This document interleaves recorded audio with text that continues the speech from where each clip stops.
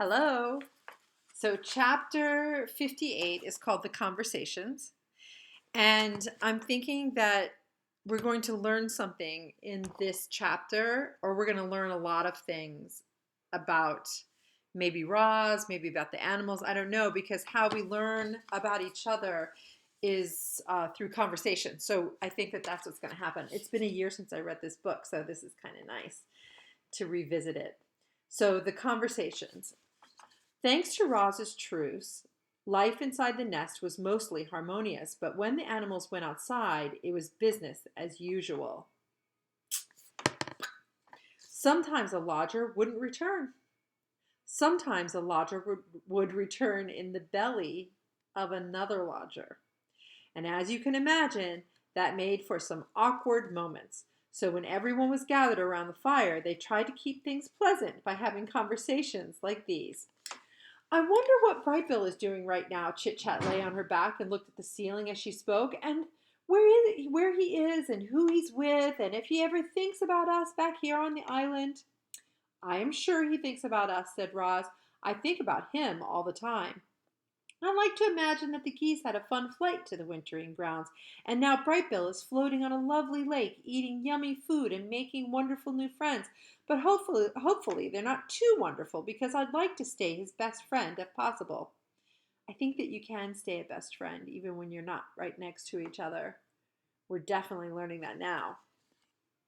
You're definitely still a best friend, even if that friend's not right in front of you and you don't see that friend every day. That is a nice thought, said Roz, but I worry that the flock might have gotten caught in this icy weather. I do not think they would handle it well. Don't worry, I'm sure they're fine, said Chit Chat. Brightbill is such a great flyer that I just know he'll keep the flock out of trouble. He is a great flyer, said Roz, but I still worry. So here's another conversation. So they have the conversations divided up. So here's one, and then there's like a little bit of a space that Peter Brown has given us. So there's another one coming next. Life is short. Dig Down, the old groundhog, was giving another one of her fireside speeches. I'll be lucky if I see spring. I don't want your pity. I've had a good run. But I'll tell you what, if I could do it all over again, I'd spend more time helping others. All I've ever done is dig tunnels. Some of them are real beauties, too, but they're all hidden underground, where they're no good to anyone but me, and they weren't even good to me this winter. Now the beavers, they have it all figured out. They built that beautiful dam, which created a lovely pond that made all our lives better. That must feel mighty good. I need to pause because once animals dig those tunnels, it actually does us all good. It helps plants grow. It helps other animals find burrows, smaller animals. It turns the soil to keep it fresh. I mean, there's just so much good, and I hope somebody tells Dig Down that. But I don't know if anyone does. Let's find out. Now they are complimenting the beavers, so that might change the conversation. The beavers made our lives better in another way, said Fink. They taught Roz how to build. Ain't that the truth, said Dig Down. Roz, you must have saved half the island with your lodges, and to think we used to call you a monster. I'll repay my debt. I'll repay my debt to you if it's the last thing I do. Here's the truth of it. Ready? Your friendship is payment enough, said Roz. So you do things not to get paid. You do things not to be known, but you do things for the joy of doing it that brings us all together. Okay. Oh, please, your sweetness is going to make me sick. There must be something we can do. Your friendship really is enough. Friends help each other, and I will need all the help I can get. My mind is strong, but my body will not last forever. I want to survive as long as possible, and to do that, I will need the help of my friends. We did just learn something. Roz knows that she's not going to last forever, and she needs the help of her friends. The animals listened quietly to Roz and thought of their own struggles to survive.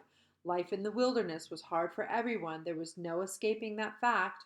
but the robot had made their lives a little easier, and if they could, the animals would return the favor. And you need to put that into your pocket because they definitely do.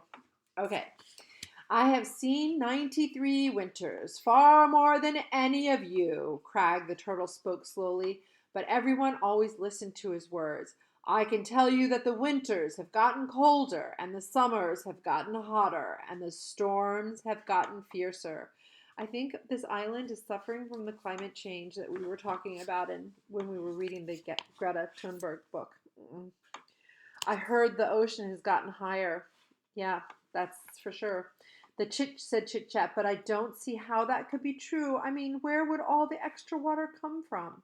You're right. The ocean is higher. My grandfather used to say that long ago this island was not an island at all. It was a mountain surrounded by flatlands.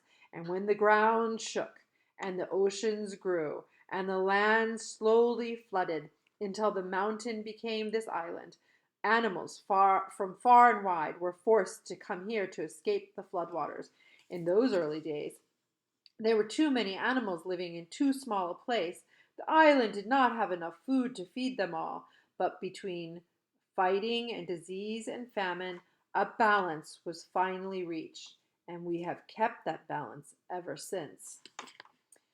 Oh, you know who Crag reminds me of? Is Greta. I mean, her brain holds all the history, even though she's so young. Crag is ancient, so his family has lived a long time, so their stories last a long way, or go a long way. Chit Chat's eyes grew wide with concern. If the ocean keeps rising, the island will be swallowed up by the waves, and I don't even know how to swim. If the waves ever do swallow this island, it will not happen for a very long time, said Crag. By then, we will all be long dead, even me.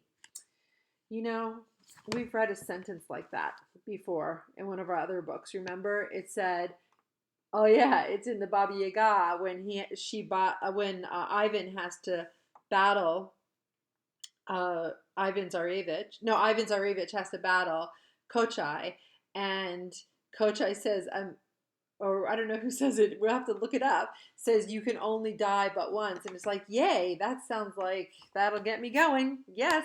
Okay, thanks, Crag. Thanks. Everything has a purpose. It was Swooper's turn to lecture the lodgers. The sun is meant to give light. Plants are meant to grow. We owls are meant to hunt. We mice are meant to hide. We raccoons are meant to scavenge. Roz, what are you meant to do? I do not believe I have a purpose. Ha! I respectfully disagree, said Swooper. Clearly, you are meant to build. I think Roz is meant to grow gardens. Roz is definitely meant to care for Bright Bill. Perhaps I'm simply meant to help others.